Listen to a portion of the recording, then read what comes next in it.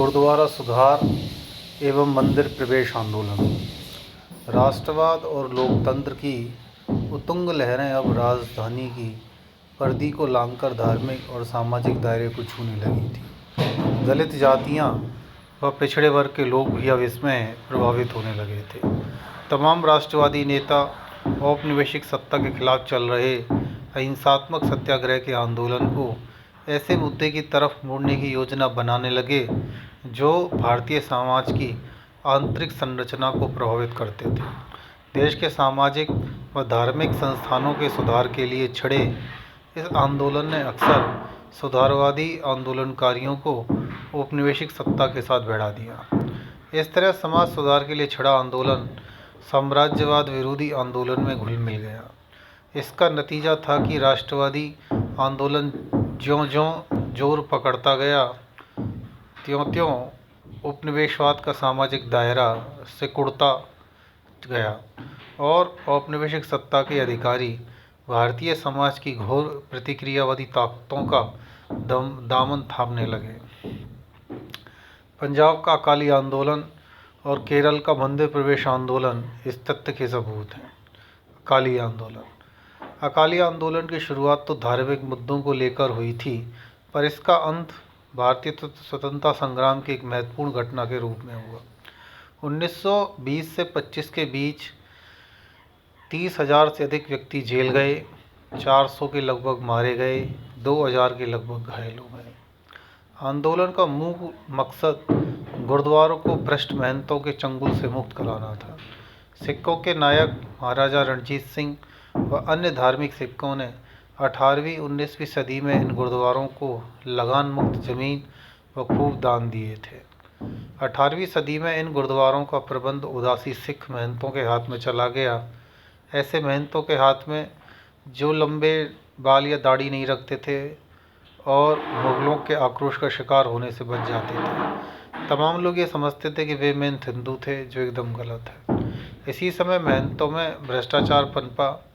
गुरुद्वारे के चढ़ावे व उनकी अन्य संपत्ति को अपनी निजी मिल्कियत मानने लगे और विलासता का जीवन जीने लगे।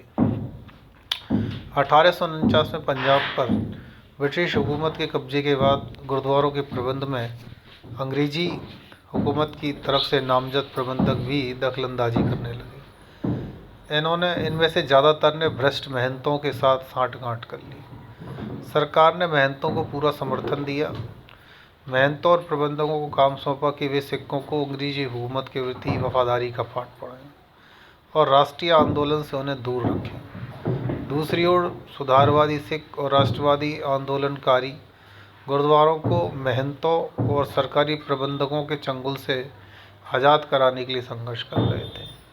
दो घटनाओं से इन आंदोलनकारियों को ज़बरदस्त धक्का लगा। पहला था स्वर्ण मंदिर के ग्रंथियों ने गदर आंदोलनकारियों के खिलाफ हुक्मनामा जारी किया और उन्हें विधर्मी घोषित किया।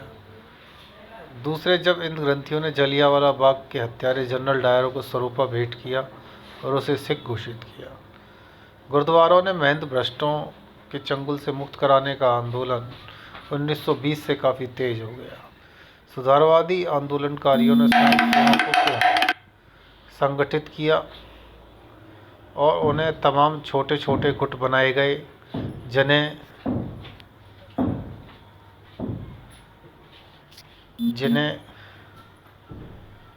जत्था कहा जाता था। आंदोलनकारियों की मांग थी कि गुरुद्वारों का प्रबंध स्थानीय भक्तों को सौंपा जाए। सुधारवादियों को शुरू में आसानी से सफलता नहीं मिल गई। साल भर के भीतर ही तमाम गुरुद्वारों पर महंतों का नियंत्रण खत्म हो गया। इस सफलता के बाद सुधारवादी आंदोलनकारियों ने स्वर्ण मंदिर और अकाल तख्त का मुद्दा उठाया। उनकी मांग थी कि सिखों के सबसे पवित्र धर्म स्थल पर सिख प्रतिनिधियों को सौंपा जाए। इसके मांग में तमाम जनसभाएं आयोजित की गईं। सरकार सुधारवादियों से झगड़ा मोल नहीं लेना चाहती थी। वे जानती थी कि धार्मिक मामला को ठेस पहुंचाने से मामला बिगड़ जाएगा। इसने सरकारी प्रबंधक को इस्तीफा देने को कहा और स्वर्ण मंदिर का प्रबंध सुधारवादियों के हाथ में आ गया। स्वर्ण मंदिर, अकाल तख्त व अन्य गुरुद्वारों की नई प्रबंध व्यवस्था कैसी हो, इसका करने के लिए इस बात को तय करने के लिए नवंबर 1920 में लगभग 10,000 सुधारवादियों की बैठक हुई, जिसमें एक कमेटी चुनी गई जिसे शिरोमणि गुरुद्वारा प्रबंधक समिति का नाम दिया गया। लगभग इसी समय अन्य मांगों के लिए आंदोलन चलाने के लिए केंद्रीय संगठन की आवश्यकता महसूस की गई।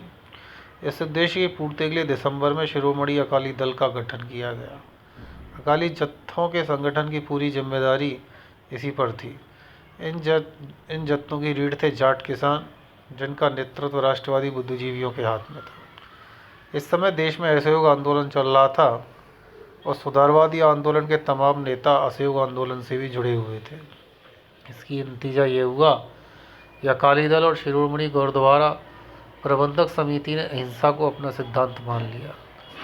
फरवरी 1921 में गुरु नानक के जन्म स्थान ननकाना में पहली बार अकाली आंदोलनों को रक्तपात से गुजरना पड़ा। ननकाना गुरुद्वारे का महंत नारायण दास गुरुद्वारे पर अपने नियंत्रण खत्म करने को तैयार नहीं था। उसने अहिंसक आंदोलनकारियों से निपटने के लिए 500 किराए के गुंडे जुटाए, उन्हें बंदूकों, तलवारों, लाठियों और अन्य हथियारों से लैस किया। 20 फरवरी को अकालियों का एक जत्था गुरुद्वारे में अरदास के लिए जैसे ही घुसा, महंतों के गुंडों ने हमला कर दिया। लगभग 100 अकाली मारे गए, अनेक घायल हुए। अकाली नेतृत्व इससे बहुत उद्वेलित हुआ। करतार सिंह जब्बर के नेतृत्व में अकालियों के तमाम गुत्ते गुरुद्वारे में घुस गए और नियंत्रण स्थापित कर लिया गया। हालांकि पुलिस उपायुक्त ने अकालियों को चेतावनी दी कि वे ऐसा ना करें, पर अकाली नहीं माने। महंत को पहले से ही पुलिस ने गिरफ्तार कर लिया। सरकार अभी भी ढुलमुल नीति पर ही चल रही थी। एक तरफ वे सिखों को नाराज नहीं करना चाहती थी, साथ ही गुरुद्वारों पर अपने नियंत्रण बनाए रखने की मांग को भी नहीं छोड़ रही थी।